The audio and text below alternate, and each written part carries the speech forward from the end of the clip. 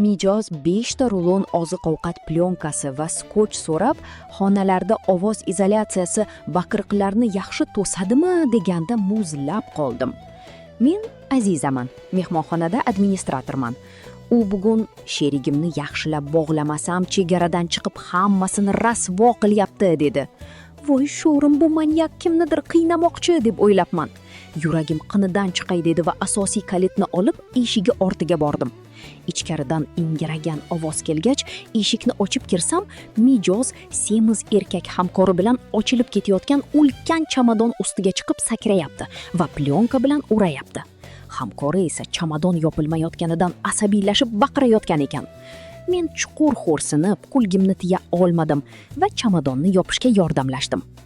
Doim eng qiziqarli senzurasiz hikoyalardan xabardor bo'lish uchun profildagi havoladan Telegram kanalimga tezda o'ting.